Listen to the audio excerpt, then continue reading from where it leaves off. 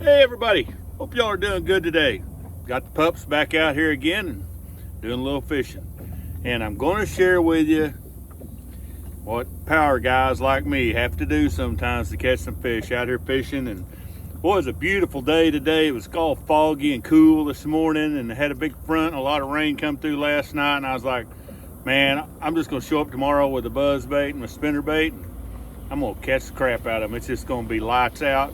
And well, after about 3 or 4 hours of that and not catching anything, I figured I'd better settle down, see if I can figure out how to catch some fish. And I'm going to share with you a technique I learned from my son, and it's a well-known technique, but it's a little different than probably what you're doing. And my son, when we fished a lot together, he didn't like, he hated ultralight stuff, and I always kept trying to throw this rig on a spinning rod. I thought this was a finesse technique, and I needed to use real light heads like a 16th and an 8th, but he proved me wrong, and I learned something really valuable. It always gets me through these, their boat wave went by, that gets me through these really crappy days, or when they just don't want to bite the stuff I want them to bite.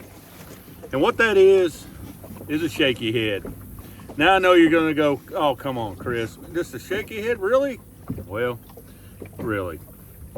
But we do it a little different, and I know a lot of guys do it this way, but I use that on a 7-foot medium heavy bait caster, 15 or 17 pound fluorocarbon, and I pour my own heads, and I do a 5/16 or 3/8 ounce. That thing's heavy, with a 5/0 round bend hook in it.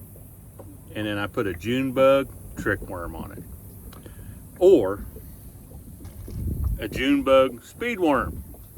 Now, I haven't ever been anywhere yet that when it was bad, and I just need to get a few bites, that I couldn't dig this beastie shaky head out on my heavy equipment and go catch me some bass, and actually catch some pretty big bass. I just caught a really nice one a few minutes ago. And I turned a day that it looked like I wasn't going to catch anything into what's turned into a really, really great day of fishing so far. Now I'm looking forward to the rest of the afternoon as we get some more shade. Whatever lake you got, like here, I'm on a little old river here, and I'm going along fishing these undercut banks with a shade, where a tree overhangs and there's a shade spot. Chuck that thing up in there.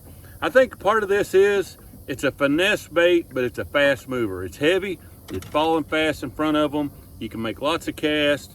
You got equipment enough to get them out of some heavy cover that you chuck it into, underneath docks, etc., and bluff ends, whatever you got. It works, and it's a kind of a power finesse technique.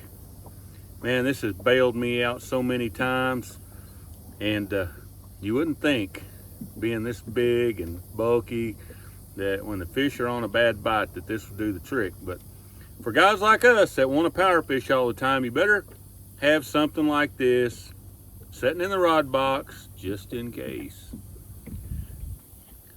I know there's a lot of other colors, trick worms and watermelon and green pumpkin are the greatest ever. I just can't. June bug. I don't care how clear the water is. I don't care how muddy it is. I just put on June bug. Keeps my life simple, and it always seems to work. So, me and the pups gonna get back to fishing.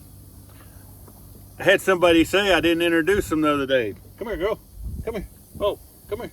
This is Piper right here. She's our long-haired wiener, and this is Finley right here, other long-haired wiener. So they love being out here on the lake, and I bring them as much as I can. So there you go. Me and the wieners just out fishing. Hope that helps you some. We'll catch you next time.